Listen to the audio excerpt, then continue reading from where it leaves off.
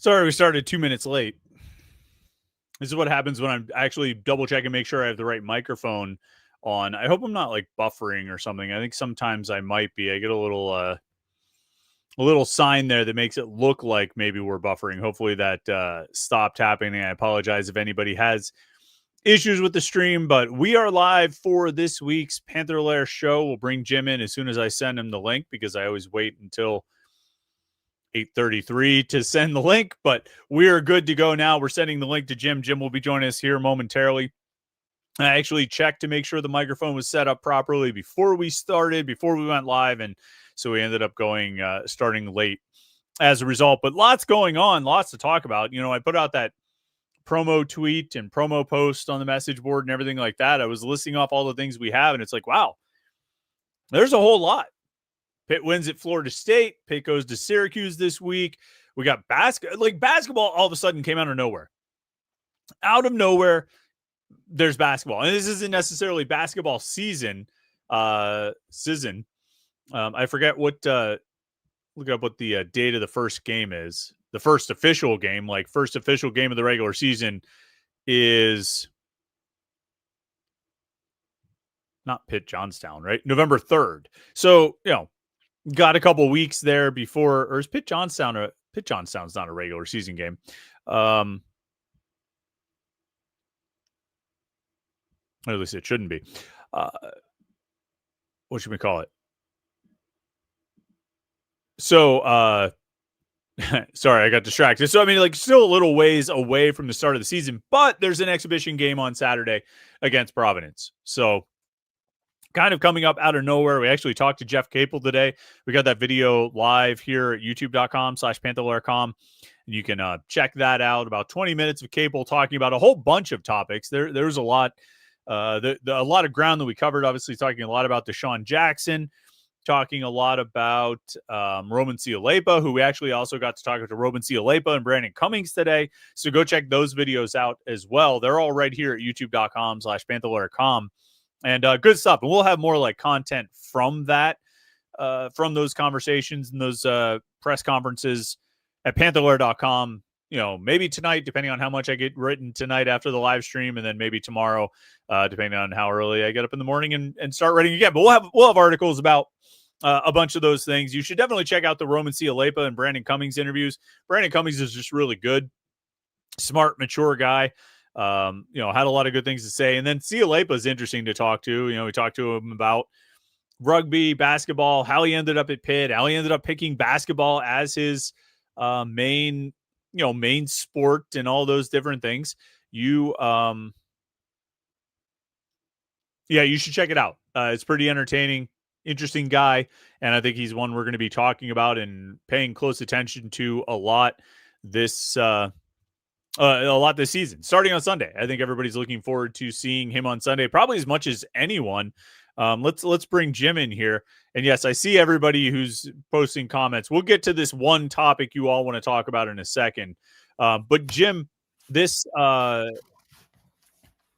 exhibition game on Sunday, Roman Cialepa is the main attraction, right? If you had to say who's the player people are most interested in seeing, it's got to be him, right? Yeah, I would think so. And, you know, I didn't watch a lot of Jeff Capel today, but the one thing it said, he said, was I didn't scout him in person. So I think that's unique that even the head coach didn't really see him until he got here. So we're all in the same boat, right? Yeah, kind of. And I mean, he really only got here a month and a half ago or something. I don't know why, if you're Jeff Capel, if your boss would, your job will pay for you to go to Australia, why would you not take that trip? I understand if you don't want to pay for it yourself, but that's a business trip, have you ever been to Australia? Why would you not want to go to Australia? Right. Well, especially now that that's a pipeline. I mean, Pitt has two guys from Australia on the roster. So, I mean, they could be recruiting there a lot more in the future. Right.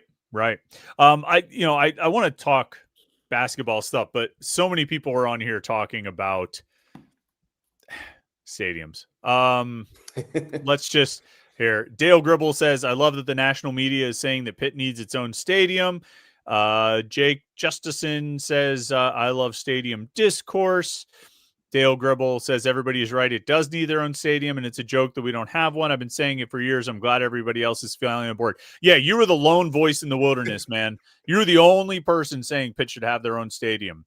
Why would you say something so brave? You know, let's see here. Will Z says Panther-Lair 5th in Forbes message boards about Pitt Stadium finally made national news. We made it, boys. Do you know what he's talking about? No. Something from our, did we make message board geniuses again, or? Well, I feel like that's like a regular occurrence for our posters, but yeah, probably. I don't know. Yeah, Will Z, if you're referring to anything in particular, by all means, I'm not sure. Follow up on that.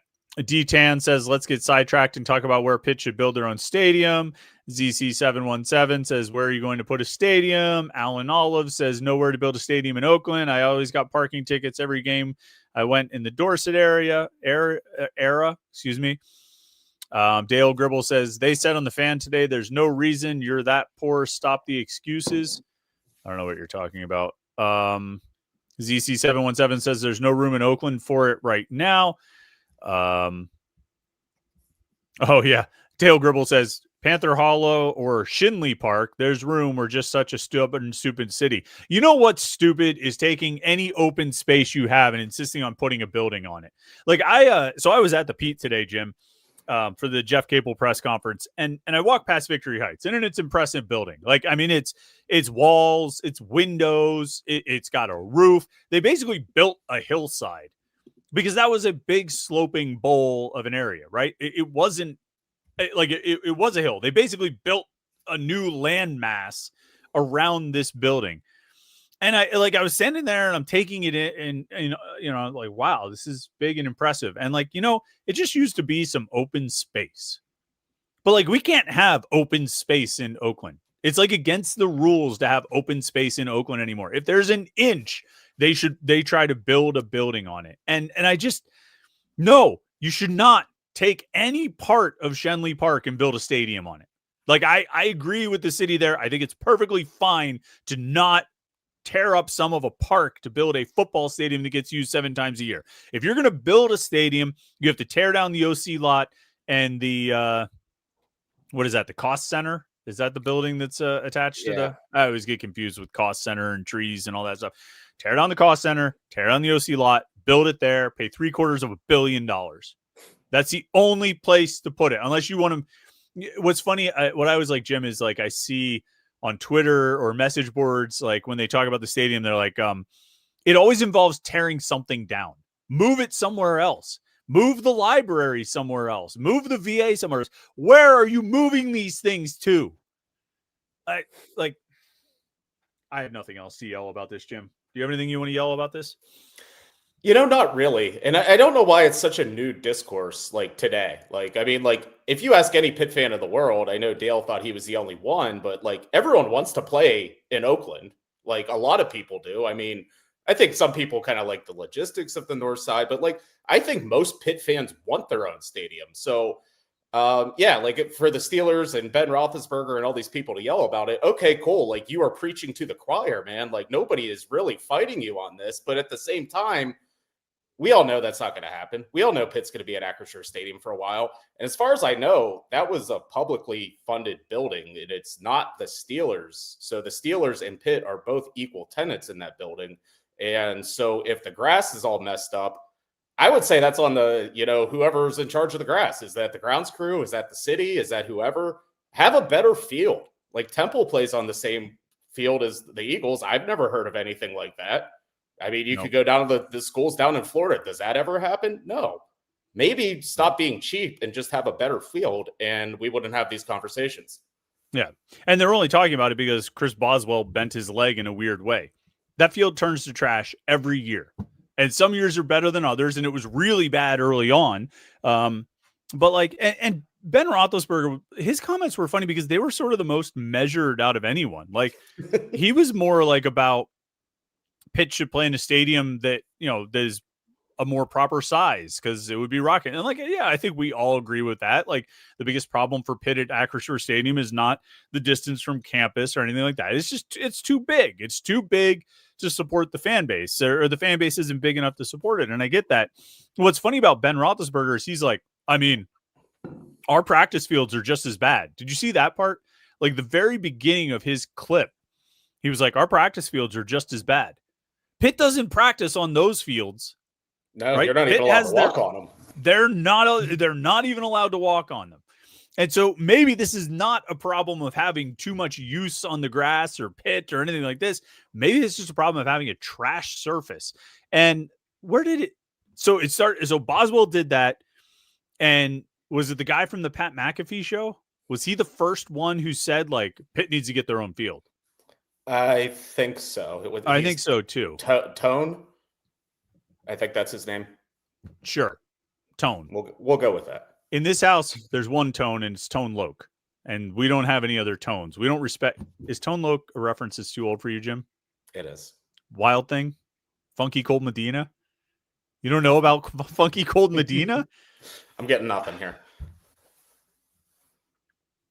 All right. Well, when you get done, look up Tone Loke. He was like a late 80s rapper, early 90s hip hop. Tone Loke, and was his name. He sang Wild Thing and Funky Cold Medina.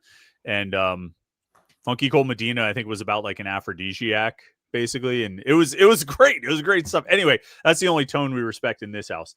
I think he started it, and then it just kind of like took off from there. And it's just and then Pitt fans, I mean, it's like catnip, right? Like any like hint of a stadium conversation, they can't stay away.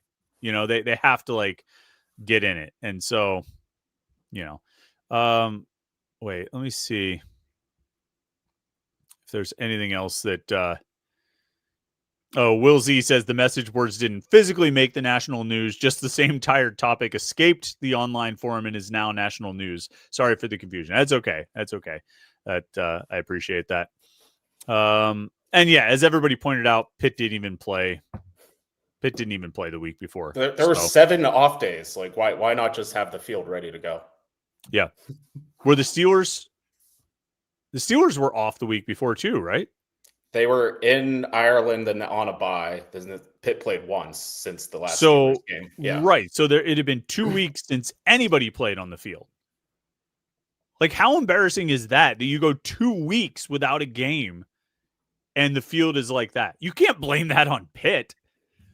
No, it's absolutely a groundskeeping issue. Like, if the Eagles and Lincoln Financial Field looks perfectly good every Saturday and Sunday, then the guys in Pittsburgh need to get some pointers from them. Yeah. Did USF ever build their stadium? I know they were talking about it. Or do they still share with the Bucks?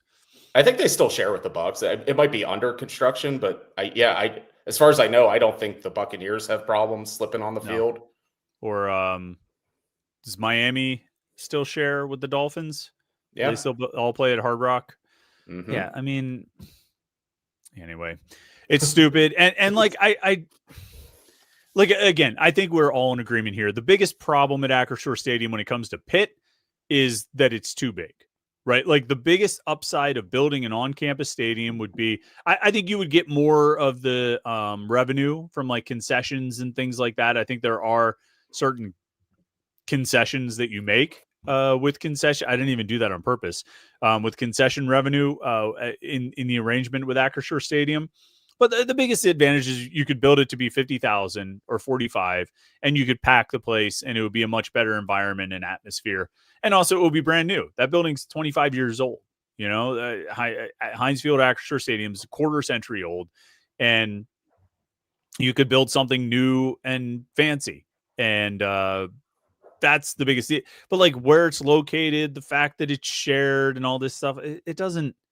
I don't think it matters. What matters is what's the atmosphere like. And when that place has been full, and Jim, you and I have attested to this, right? Like West Virginia games, Penn State games, some of the Notre Dame games, like it's been awesome there. It's just they're not going to be able to do that consistently. So is there anything new that we've said here that anyone has said this week? Any new addition to the stadium discourse? I don't think. I mean, I think it's been hit on for a long time. Our message board we've hit it all for how long has Pitt been playing at Acrisure/Hines since 2001? Yeah. That's been a just topic on Panther-Lair since then. Yep. As long as I can remember. All right. Marlon Barnes Truther says, Chris, you made the Entourage comparison 2 weeks ago and Pitt has not lost since. Did you watch Entourage, Jim? Did you ever watch that show? A little bit, not enough to get all the references. There's a point where they made a bad movie and the one guy is like, look, there's a good movie in here. You just need to like re-edit it or make it better or whatever. And I said that after the Louisville game. I said, look, there's a good football team in here. I really believe that, but it's just not coming through. And now they've won 2 games in a row. Obviously, the most recent win at Florida State. And like Florida State's not good, right? Like I think they have some talented players, but they're obviously in a pretty bad place. Are we like couching any praise or like adding that caveat to any praise of Pitt for that win, or are we just 100% whole hog Pitt's awesome for winning in Tallahassee after that one, Jim?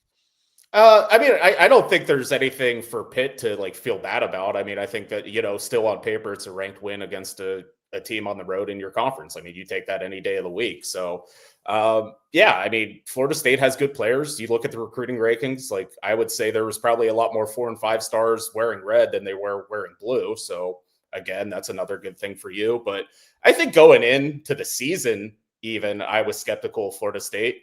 I think going into this game, I was skeptical of Florida State. I know the line was 10.5. I know Florida State, just reading their message boards and, interacting with the guys that run their website, they were pretty confident. I mean, they felt like they were going to win this game. They felt like they were decidedly better. And just kind of in the back of my head the entire time, I was like, but what if you guys stink? Like Pitt might not be any good, but what if Florida State stinks? And we might have saw a little bit of that on Saturday, but at the same time, everyone was saying that was a must-win game. Like they had to have it. Like it was Mike Norvell's job possibly on the line. Like he might be past the point of no return. So I think they gave full effort. I think they have good players. I think it was still a tough road environment for Mason Hechel and the Pitt offense. So I think all the credit goes to Pitt, but at the same time, Florida State probably isn't that good. Yeah. I mean, like, and I think one of the things we've talked about since, like, when we would go through and go game by game predictions on the season and all this kind of stuff, the one thing I always said, and I think you said it too, and we were in agreement that like how was Thomas Castellanos the best they could do? Like, how was that the guy they got? And you heard it on the TV broadcast, and I'm still shocked about how many times they said it, that the coaching staff, their goal was to make sure they didn't throw it more than 20 times. Like, how is that your objective? Like, how is that? That's not an endorsement of your passing game or your quarterback. If you're like, our best chance to win is if this dude doesn't throw the ball more than 20 times. Like, and this is the guy you wanted. This is the guy you went and got from the transfer portal. And like, you look around and it's the same thing we said last year. Like Miami goes and gets Cam Ward last year and you get DJU, Miami goes and gets Carson Beck this year and you get Thomas Castellanos. Like, are you really Florida State? Are you really trying to win? Or are you only like half in on it? You know what I mean? So anyway, like, we're not going to sit here and have a Florida State podcast. It's just amazing that like you have these like aspirations and expectations, but I don't think you're really committed to it if this is the best you can do. Either way, I mean, I think it was a good win. What did you, I really thought it was impressive. And I thought it made a statement when Pat Narduzzi went for that first 4th down. 4th and 1 from your own 34, the first drive of the game, no score.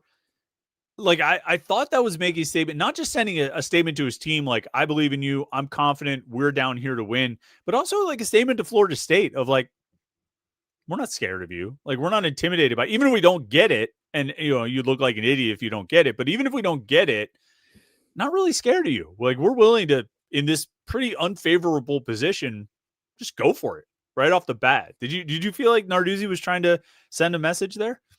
Yeah, I think it was like sending a message, making a statement, all those things you want to say. But after the first one, he was going to go for the second one and the third one. Like you knew that was their mission. Like we're going to score a touchdown on the first drive, and no matter what it takes. And by golly, they did it. I mean, it took 15 plays or whatever it did, but like they we're going to possess the ball. We're going to score the touchdown. We don't really think you can stop us. So, I mean, and whenever you look at that game, when are the times that Florida State really stopped them? Like the 2 interceptions, like the 2.5 possessions, like Pitt really got points on most of the times they got the ball. So like they were never at all scared of Florida State. And I think just telling them like right off the bat, first drive, first couple plays is like, hey, we're going to go for it on 4th and 1 because we know we can get it on you. So I think that says a lot of confidence about your team, but also your quarterback too. I mean, like I was having a conversation with some people, and it's weird that like Mason Hechel, second time.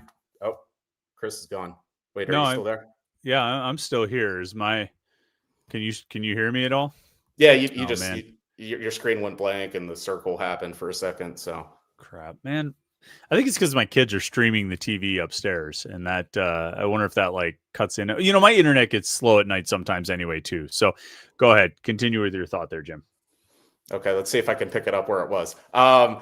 No, but I was having a conversation. It's just interesting that in his second start, there's so much trust of Mason Hechel. Like just like going for these 4th downs, even 3rd and longs. Like you look at some of his best throws of the day. Like, I mean, obviously the second touchdown pass, that's the one that gets a lot of attention. Like that's the one that like everyone's like, wow, like he was running to his left and he threw back on his right and it's crazy. But like that other one, I think it was a 3rd and 14, middle of the field, and he comes up and like sidearms it. Like, who does that? But like those 2 throws right there were both on 3rd and longs. Like they had no fear at all about saying like, hey, we're going to go for it, whether it's 4th and 1 or 3rd and 15. Like we still have the same amount of confidence. So I think that just speaks volumes of where they feel the quarterback is this early in his career.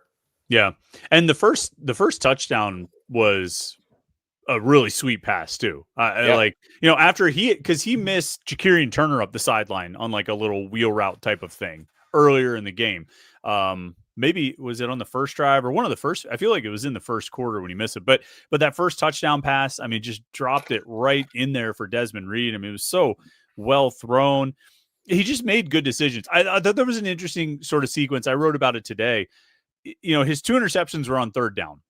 First one, the blue Hicks, he just throws it down. It ends up being effectively an arm punt, but it gets picked off because he forces it downfield and it gets picked off. The second one, Kenny Johnson slipped. I think if Kenny Johnson keeps his footing, he probably catches it and goes in for a touchdown. It was a well thrown ball, but again, he was sort of forcing it on 3rd down. I think that was like a 3rd and 2 also. And so he throws on consecutive 3rd downs. He throws interceptions. When they come out in the second half, the first 3rd down they faced was like a 3rd and 6, and he just checks it down to Desmond Reed, basically at the lead stick. It was like a 5-yard pass, a 6-yard pass on 3rd and 6. Now, Desmond Reed, being Desmond Reed, turns it into a 50-yard gain. But I thought that was an interesting contrast of like 2 times in a row on 3rd down, he tried to force the ball downfield. And even if they weren't bad throws and weren't bad decisions, they end up resulting in mistakes. And so the next time, just take what's there and let your players. It's like his first touchdown that he threw against Boston College.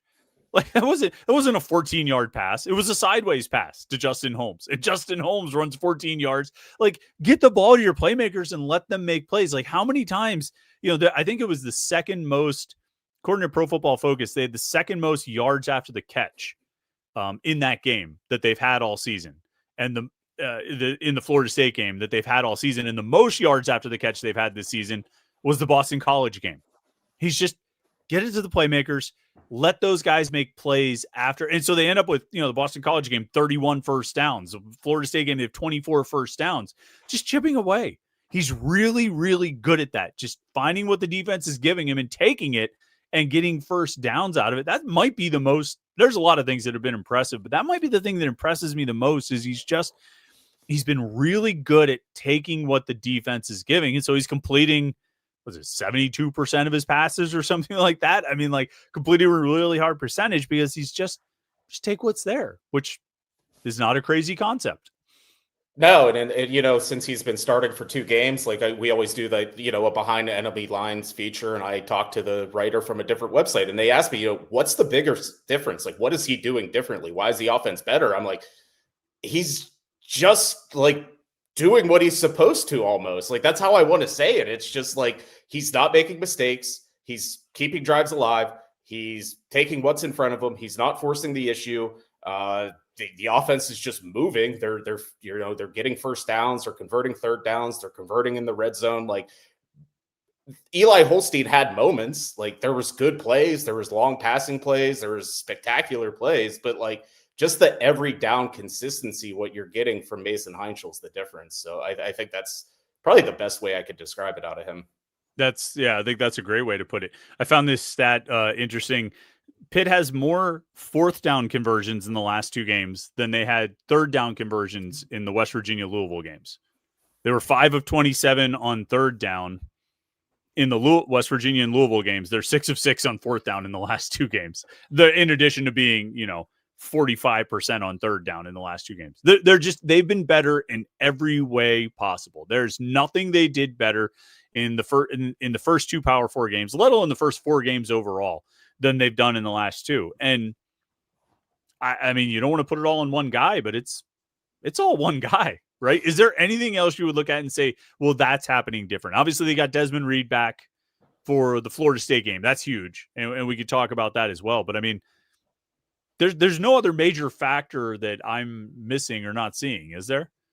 I don't think so. Like, I don't think they're calling plays differently. Like, I think a lot of this is the same schematic, like what they were doing against West Virginia and Louisville. There was just the quarterback was missing those little underneath routes that would have kept drives alive. I mean, I think that's the big difference. I mean, obviously, like getting Desmond Reed back was huge. I mean, he reminded everyone in the world, like, hey, I am a preseason All-American. Like, watch this. So, like, that was cool. But, like, and, maybe if he played the rest of the West Virginia game and the Louisville game, maybe they eke those ones out. But, like, just from a structure standpoint, just how the whole operation looks, it just seems to come down to quarterback right now. William Schroeder's the super chatter says, I think Mason's accuracy and playmaking ability has allowed Cade Bell to open up the playbook where he didn't have that confidence in Eli Holstein. I do, I wonder what he might be calling differently with Hechel out there. I wonder if he might have, I'm sure there is, right? Like it's natural. There have to be different plays that he's calling with Hechel that he wouldn't call with Holstein. I wonder if there are even plays he would call with Holstein that he's not comfortable calling with Hechel. But like, it does feel like Cade Bell is, I believe, as the kids say, he is in his bag right now. I think Cade Bell is calling a lot of interesting things. That shovel pass to Jake Overman was a pretty special little wrinkle that they threw in. A couple, the Wildcat with Deuce Spann, although we saw that in the West Virginia game as well. But he's just running the offense. And I think that's allowing Cade Bell to call the offense the way he really wants to be able to call it. Because I think Bell would probably say, this is what it's supposed to look like. What we've seen in the last two games is what this offense is supposed to be. And I think that does give a certain confidence to Bell to basically be able to call whatever he wants because he has some confidence it's going to work. Let's see. Before we get into the comments and questions again, I mean, like Des Reed, the impact there. Somebody said on the post-game show that maybe Des Reed had become a bit of an afterthought. And I thought that was a good way to put it. Like, not that anybody was denying how good he is, but like, the Louisville game and or the Boston College game is the one I'm thinking of. Like, Joel Goffard he had a good game. Ja'Kirian Turner had a good game. Like, not saying, they don't need Des Reed, but I think there was sort of this maybe even unspoken feeling of like, they'll be okay without him. I think I was probably thinking that a little bit, but boy, howdy was I wrong about that. Like he's a he changes everything on the field when he's out there. Yeah, and even going back to those first two games, like they didn't give him a lot of touches, but like he was still doing awesome stuff. Like his first touch of the year was like an 89-yard punt return. Like, yeah, that's just the kind of stuff he can do. So, I mean, he missed a game and whatever it was like a high ankle sprain or whatever. Like, I think that's what it was. And I think what I found annoying throughout that whole thing is like, oh, he's just so small. He's always hurt. I'm like, he sprained his ankle. Like CeeDee Lamb, he's on my fantasy team. He has a sprained ankle. Why isn't he tough enough to go play? So, I mean, Des Reed was plenty tough enough. Like, it was just like, it was like a weird freak thing.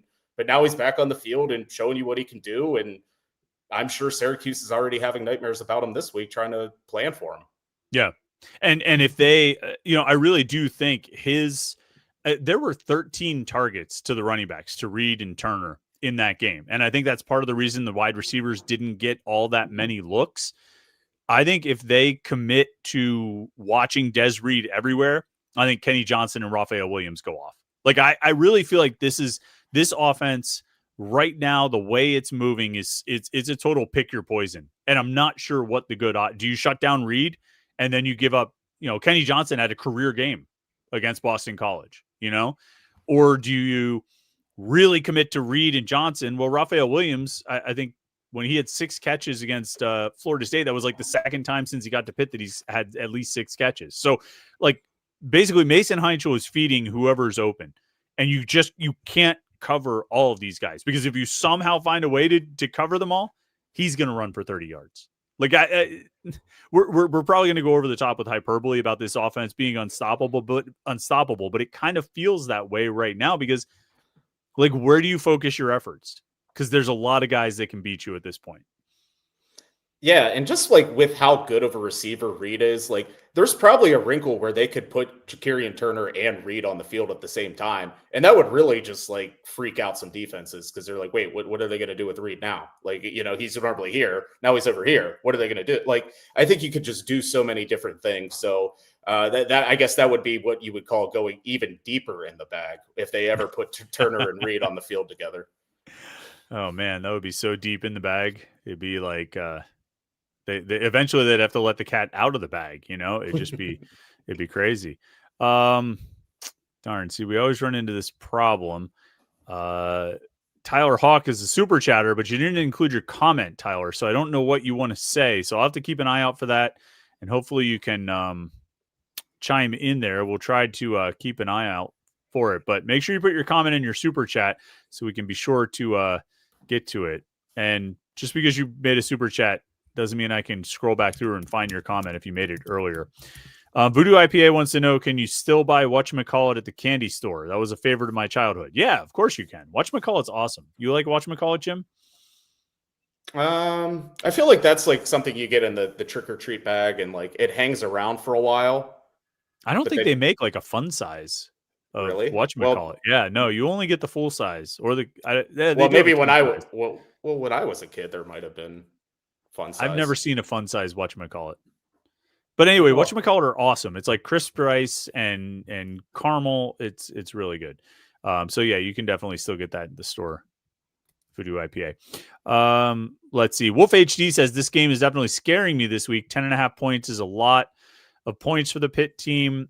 Lots of people in the industry expect a letdown. I think Pitt wins by 5 or less, but definitely worried. So the thing with this, like, I think this line is crazy because, Jim, the last 6 games that Pitt has played at the Dome, 5 out of the last 6 have been decided by a touchdown or less, and 4 out of those have been decided by 3 points or less. Like, Pitt just doesn't. The only time they've won by more than a touchdown, or it's been more than a touchdown game up there in the last 6, was the ACC championship game. They won, or championship team. They won like 31-14 or something like that.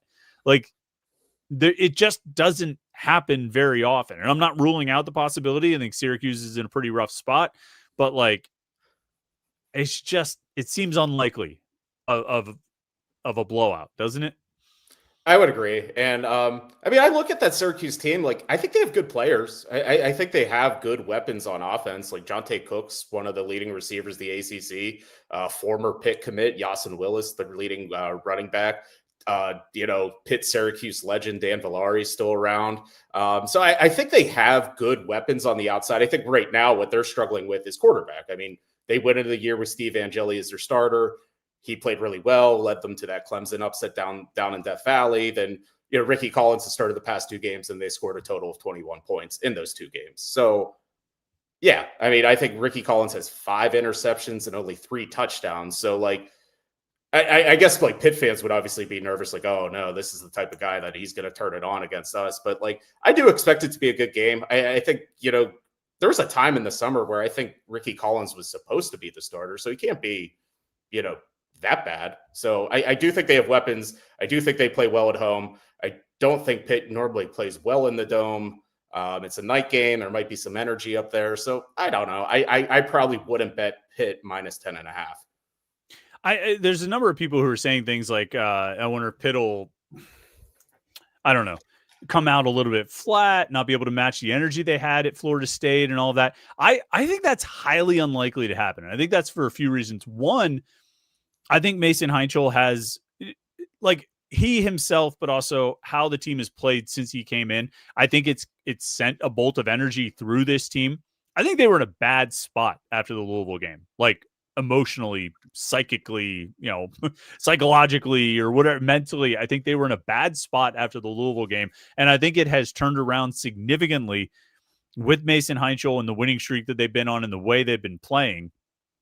I think it has, like, it doesn't feel like a team that's going to experience a letdown, because I think they're riding pretty high right now. The other thing is, a whole bunch of this team was on the team last year. A whole bunch of these players were on the team last year, and they know what it felt like to go through that 6-game losing streak.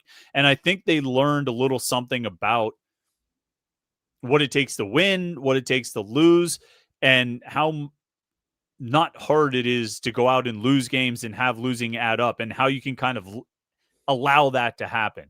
And so it just doesn't feel to me like a team that's going to put itself in that situation. They'll lose somewhere along the line here, and I'm not saying they're going to win out or anything like that, but I don't think it's going to be from coming out flat. I think they're riding high. I think they feel like they can be really good, not necessarily that they feel like they are good, but they feel like they can be good. And I think that's something that you keep like pushing for. I mean, I don't know. Maybe I'm just pulling this all out of thin air, but I feel like, I don't know. I don't know. I don't feel like this is the type of team that would do that, that would overlook an opponent. I don't think they would overlook Syracuse. The only thing I would wonder about is like it being their first night game, like just throwing off their schedule. Like, it's like a lot of waiting around. It's just a different vibe than what they've done all season. They've played mostly noon games and maybe 1-3:30 at this point. Or maybe 2-3:30. I don't remember. Either way, I mean, night games, it's just a different vibe. Like you wake up in the morning, you have your breakfast, you do your team meeting, then you have to wait 6 hours. So like, that's the only thing. Like, I don't think they would overlook Syracuse. I don't think they would walk in there and think, oh, we're just going to kill these guys because we killed them last year. But like, I just like the normal road game factors, night game factors, that kind of stuff you always wonder about. Yeah. And you're on the road for a night game. Like, you're not even like sitting around in the hotel downtown Pittsburgh. You're like in a different hotel. You're in Carrier Circle or wherever it is. I think they always stay at the DoubleTree, where they give you the free cookie when you check in. You ever stay at a DoubleTree and get that free cookie? It's usually warm. I gotta look up my reservation. Maybe I'm staying at the DoubleTree in Carrier Circle. Are you driving up on Saturday, or are you going up on Friday, Jim?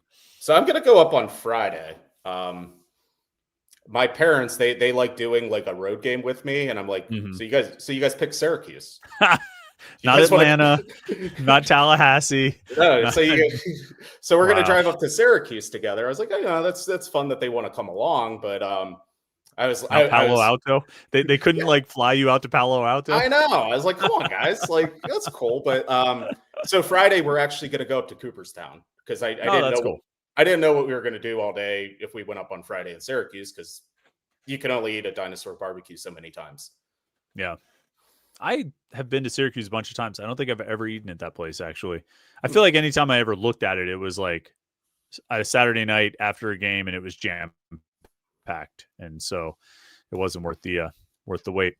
Will Z says Syracuse's tight end that killed Pitt in 2023 is still there. If you're Fran Brown, you kind of have nothing to lose, so watch out. If I'm Pat Narduzzi, I am making sure my team is well aware of the fact that the tight end could take snaps out of the Wildcat, and I am not letting that happen. Do you think that's the ugliest loss of the Pat Narduzzi era, Jim?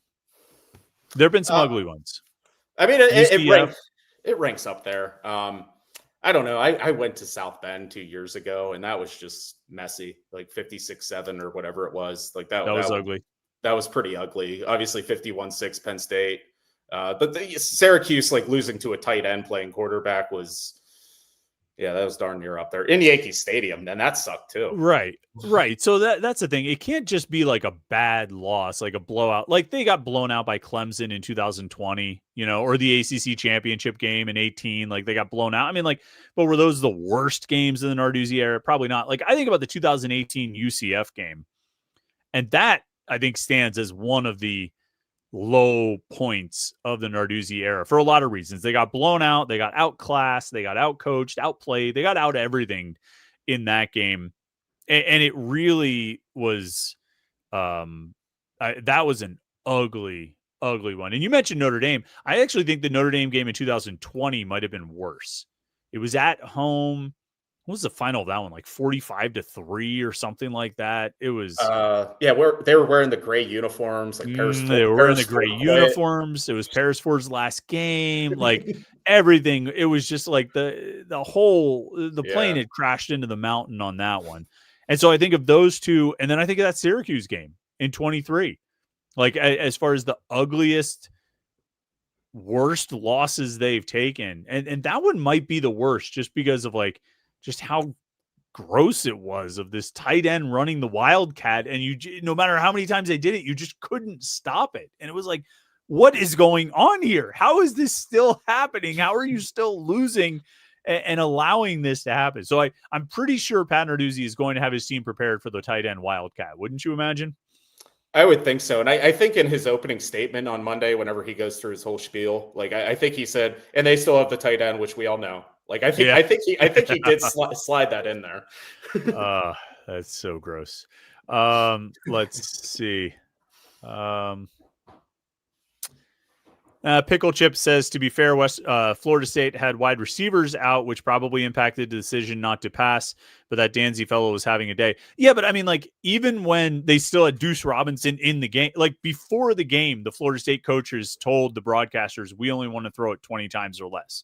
And that was when they had Deuce Robinson available. So I don't chalk it up to Florida State missing wide receivers. Like, they just don't have any confidence in throwing the ball, which is disgusting. Well, not disgusting. I don't care. I mean, I don't really have a strong opinion on it, but it says a lot. It says a lot about like where their mindset is with their offense. Let's see. Mark Shillaju, I think, said this before you did, Jim. Hi, Chris and Jim. Do either of you think Pitt will start using two backs in the on the field? Not necessarily both in the backfield, but just on the field together. So if you're going to do that, Jim, let's say you had, what would you do? Did you put Desmond Reed in the slot? He lined up on like the wing once in like an empty set. I remember that. It might have been one of it, like maybe like his 12-yard catch on 3rd and 13, or maybe even the touchdown play. But how, if it was you, if it was Coach Jim, how would you line up if you're going to put both running backs on the field together? Where would you put them, and what would be the other personnel on the field with them? I mean, I think I would keep Turner as a sidecar with Hechel, then just like, I think they do put Dez in motion, like whenever they do decide to go empty, like I think they're comfortable putting him in the slot or out wide. So I guess if you have two running backs, you probably wouldn't need a tight end. I mean, like that's the type of lineup you could put out there with your three main receivers, I guess. Okay. Yeah, I could buy it. I guess that would be the question is, do you go with a tight end and two wideouts, or do you just go with no tight ends? You know, for as little as they use two tight ends on the field together, I think there's even less times that they use no tight ends. You know what I mean? Like, I can't really ever think of a time that they had zero tight ends. They're just always in 11 personnel. It's 3 receivers, 1 tight end, 1 running back. You know? Yeah. And very rarely are they in like 12 personnel. Maybe in the goal line they might have 3 tight ends, but that third tight end's like an offensive lineman. You know, I would wager 93 to 95% of their snaps had 3 receivers, 1 tight end, 1 running back.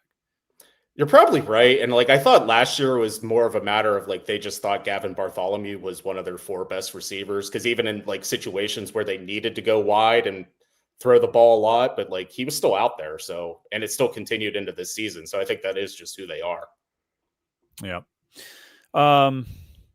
Here's Tyler Hawk as a super chatter says, the first 16 games under Cade Bell, the offense was explosive, but never consistent.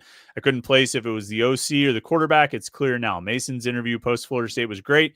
Do you think this is his floor and it's only up? Yeah. I mean, I think he'll continue to get better. I just think he started off at a really high level. You know, it doesn't feel like there's a big learning curve, and I'm sure there is. I'm sure there's things he's going to add and learn every week, but like, Jim, it feels like he's, Kenny Pickett didn't start off like this. You know what I mean? Like Kenny Pickett, his first career start, he was great. He led them to a win over Miami, but he did not play the way Mason Hechel has played so far. So, I mean, I do think it'll only go up. I'm sure he'll have some down games, some off games where it's worse than it's been these 2 games, and the floor will be a little bit lower than this. But he just started off at such a high level that it does sort of feel like, what how could he get better, Jim? Like, what things could Mason Hechel do better from our like layman's perspective on the outside? I don't know. I mean, I guess I need to see him like have more failures to like critique more things. That's where I'm at. Like, I want to see him like have a bad game, but like even in that game the other day, it wasn't perfect. Like we talk a lot about the interceptions, but like that, obviously the fumble at the end of the game, like you protect the ball, slide, do something. Early in the game, the pitch to Joel's Goff that somehow they retained, that wasn't good either. Nope. The 2 like third quarter, fourth quarter, like the roughing or not roughing the passer, intentional grounding. Yeah, like there's a few mishaps in there. So he did have moments where he looked like a freshman, and like I guess that's okay. Like he is 18. Like I guess he is allowed to have those kind of moments, but like. So I do want to like pump the brakes on him a little bit because like everything is going well, but like there are still some moments in there, and there's still probably going to be some moments like that on Saturday. But I think moving forward, like I think he's a smart enough player to understand if he's running 30 yards downfield, someone's going to try to punch it out. So like he's going to be a little more mindful of it. So like it's things like that. Like I think it's stuff like that. But like even go to the 2 interceptions, like even talking to Narduzzi this week, some of the coaches, some of the players, like they didn't really absolve them, but they were like, it was a shot downfield. We had a chance on the first one. The second one, Kenny slipped. Like, they're not like, and I thought it was interesting. JJ Laster said, like, if he throws any type of interception, we're going to take the blame for it. Like the receivers are. Like, we're not going to like make sure the freshman's in trouble. Like, we're going to try to take care of him. So, like, I get that. I like how everyone's uplifting him. Mason's going to run into bad moments. They've already happened. There's going to be more to happen. So I'm just kind of interested to see how he responds to him. Yeah, I thought it was interesting. Narduzzi said Blue Hicks should have drawn a pass interference on the. I was like, really, man? I guess. I mean, like Florida State was doing it pretty well, so no reason Pitt can't try. And he even had a pass against Boston College that probably should have been intercepted. I can't remember the details of it. I just remember him throwing one right below. Yeah, it was like, ooh, that was not a good decision there, young man. But he's managed to minimize the impact of the mistakes, and obviously he made up for it with some really good plays. Brock, as a super chatter, Brock says, out of all the Pittsburgh kids who decommitted from Penn State, who does Pitt have the best shot at landing? Also, will you guys have an opportunity to speak to the Hoops GM? Big time commitment today for Cable. Yeah, we haven't really talked about Pitt basketball at all. I'm going to talk about that on the Morning Pit with their new commitment from Chase Foster, the number 33 prospect in the class of 2026. Big time guy that I think is going to help them right away starting next year. And hopefully we'll get a chance to talk to the GM at some point. We talked to Cable about the GM today, so check that out here at youtube.com/Panther-Lair.com. But Jim, Penn State decommitments, I know they had guys in the they had basically everybody in the 2027 recruiting class has decommitted, and that included some Pittsburgh guys, if I'm not mistaken. But what else? Like, as you've been looking at the guys that are decommitting from Penn State, either in the 2026 or 2027 recruiting class, and right now I'm just looking it up on 24/7, we've listed 6 players in the 2026 recruiting class have decommitted, although not all recently. Actually, only 3 have decommitted since James Franklin was fired. The 2027 recruiting class, they have 4 guys. They all decommitted after the firing. 3 guys locally. Keemon Spell, the running back, 5-star guy, number 1 running back in the country for that class out of McKeesport. Khalil Taylor, top 14 wide receiver prospect from Pine Richland, and then Gabe Jenkins, top 12 cornerback prospect at Amani, all have decommitted. What do you any thoughts on any of those guys? Early feel for chances Pitt might have? I would guess no with Spell. Like it seems like he's like a top 10 recruit. Like he's like Georgia, Alabama, Ohio State, one of those type of guys. I think Khalil Taylor has set up some visits, and none of them have been to Pitt. So I know good friend Carlo, Whippeal Insider. I think he has shed some light that Pitt's not much of a factor there for Khalil Taylor either. Mm. I know Gabe Jenkins has been around. He's visited. I don't think he's like ever like outwardly slighted Pitt, so maybe him. But yeah, I don't know. I mean, I don't. None of those guys like necessarily like jump off the page. Like Pitt's going to jump back into that commitment. Like I think like Spell has already like looked past playing in Pittsburgh. Yeah, I agree. I guess it would be more interesting to see if any of these 2026 guys, just going back to that 2026 decommitment list, none of them are local. Actually, of the three guys who decommitted, a guy from Virginia, two guys from Virginia, and one guy from DeMatha in Maryland. I don't remember Pitt really being too far down the road with any of them. Do you? No, and I think like right now, like you would just look at Penn State's commitment list because so many guys are saying, "Well, I'm committed, but I'm opening up my recruitment." So there's a few guys like that. Like I know Pitt has reached out to Terry Wiggins, DN linebacker from Coatesville. I mean, I think obviously like they'll probably try to make a push for Matt Sieg, the local kid. Where is it? Fort Cherry. Like, yeah, I know it's single A football.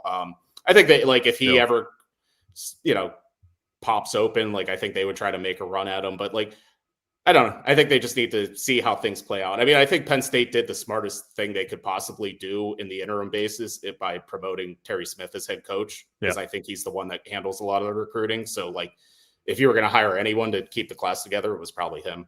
Yeah, man, Matt Sieg, if they could get a shot at him, he's a safety prospect, but he's just a do everything kind of guy at Fort Cherry. Top 10 safety prospect in the class of 2026, top 100 recruit nationally, number 2 prospect in the state. If they could get a shot at him, I mean, that would be a real coup. That would be really pulling off a big time guy. But they gotta get him on campus, and I'm sure he's visited at some point. He's been to games, right? Like last year. I think the last time we had him at Acrisure was for the Pitt-Syracuse game last season. So he was there for that. Yeah, it looks like he committed to Penn State in November last year, so still kind of on the board throughout the season. So Pitt at least got a chance to get him to the stadium. So we'll see. I mean, like, the thing is, if you recruit like Penn State does, the kind of guys they get, I mean, their recruiting class is full of 4-star prospects, and those guys are going to have options and offers from all over the country. There's still, even with losing, a handful of guys from the 2026 recruiting class, there's still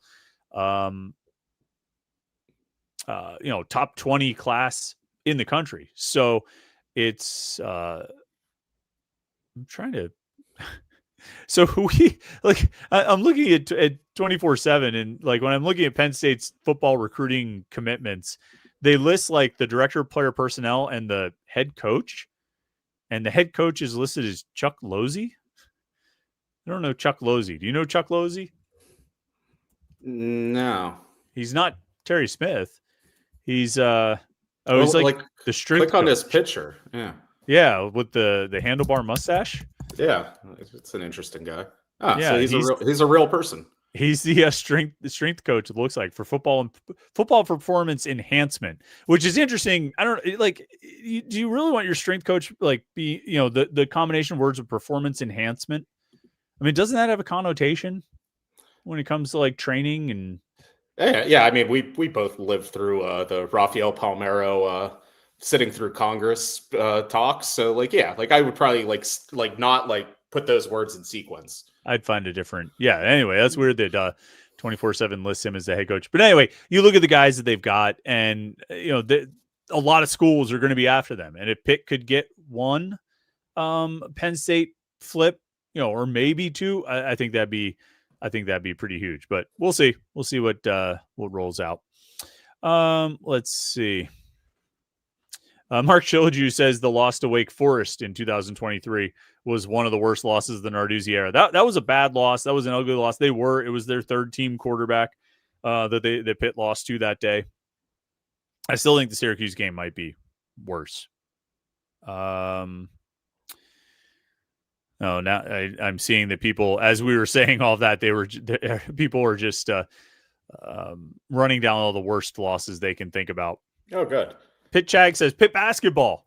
Yeah, I guess we talked a little bit at the beginning as far as what we're interested in seeing. I mean, I guess like rotations would be one of the big things on this exhibition game on Sunday, right? Cam Corn, Jeff Gable said today, Because I asked him, what's the starting five going to be? And he said, I don't know. And I said, you don't know, or you don't want to tell us? He's like, I don't know. I really haven't decided yet. We know Cam's going to start, and that's it. I think like you can probably reasonably assume that DeMarco Minor is going to start at point guard, right? Barry Dunning Jr. is going to start at the 3, and Cam Corrin will start at the 5. Would you agree with that? Those assumptions? I think those are 3 names that I would think Brandon Cummings is going to start. Like, I mean, I don't know. Like, I don't know if you take him to ACC Media Day and you do all the things, and it kind of seems like they're pumping him up as a starter too. Okay, and then Roman at the 4.